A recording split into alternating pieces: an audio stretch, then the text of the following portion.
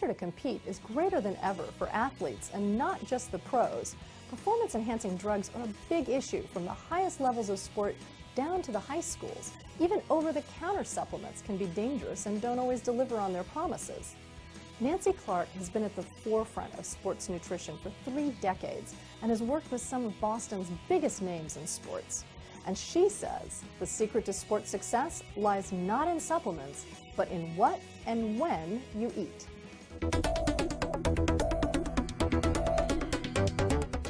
Athletic performance. Most people think it starts on the practice field or in the weight room. The truth is, it should really start at the dinner table. Through the years, we've seen that sports nutrition now is a very integral part of a program. A lot of the colleges have sports nutritionists.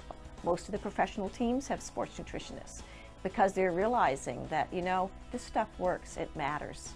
Nancy Clark is one of the pioneers of sports nutrition. She was writing books about the benefits of athletes eating well long before anyone else was even thinking about it. Well, sports nutrition is nutrition for performance. And not everybody's an athlete, but everybody needs to perform. So you need to perform at work, you know, other people need to perform at school, other people need to perform on the baseball field or the basketball court or the soccer field. And so I talk about energy and performance. Nancy says that when combined with exercise, eating, not dieting, is actually the key to losing weight. A big part of what I do is to teach people that food is fuel. So many of my clients think that food is fattening, that it's the enemy, that they should stay away from it. But food is fuel. You know, you have a car, you put gas in it, it goes. You have a body, you put food in it, it goes a lot better. A best-selling author who's written 6 books on sports nutrition, Nancy believed long ago that her methods could help elite athletes. So she began knocking on the door of the Boston Celtics. So I'd read the paper, and there'd be these articles like, oh, the Celtics blew it at the end, and I'd send them letters and say, you know, this is a nutrition problem, and I could really help your team, you know, excel. Her persistence paid off, and Nancy eventually began working as a consultant with the C's. And her biggest fan was Larry Bird. Bird with the steal behind the back to 8, Archibald, back to Bird. All right. Larry was very interested in nutrition. And so here I was with this group team, and a lot of people were like, oh, you know, nutrition. But Larry started asking questions, and every single player on that team started listening. To Bird. Over the backboard! Because I thought, if this works for Larry, it'll probably work for me too.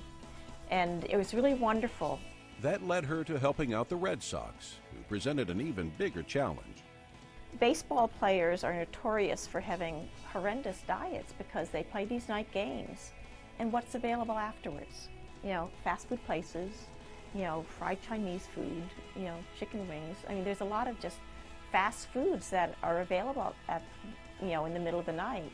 And the guys, they're tired, they're hungry, they're, you know, stressed or wound up or whatever it is that they might be, and they just eat whatever you want at that hour of the night. So the Red Sox were concerned about the quality of their diets and also about the performance of their players. So did a lot of educating about front-loading calories. You know, why do all of your eating after the game when you need your energy during the game? That same concept works for everyone. Eat healthy and regularly during the day, every 4 hours or so. Give your body the fuel it needs to reach your goals, whatever they may be.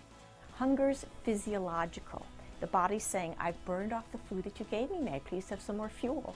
And the common answer is, nope, too busy, or nope, on a diet. And it just creates a lot of problems. I teach people how to eat. You know, doctors might tell somebody to go on a diet, but we know that diets don't work. Because if diets worked, then everybody in America who's ever been on a diet would be thin, and that's not the case.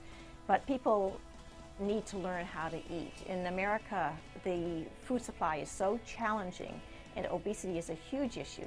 People think that dieting's the solution, but actually eating's the solution, but eating appropriately and exercising.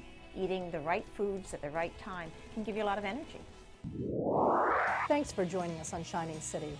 And now that you've seen Shining City, we hope that you see the world a little differently. I'm Carrie Healy, and we hope to see you again next time.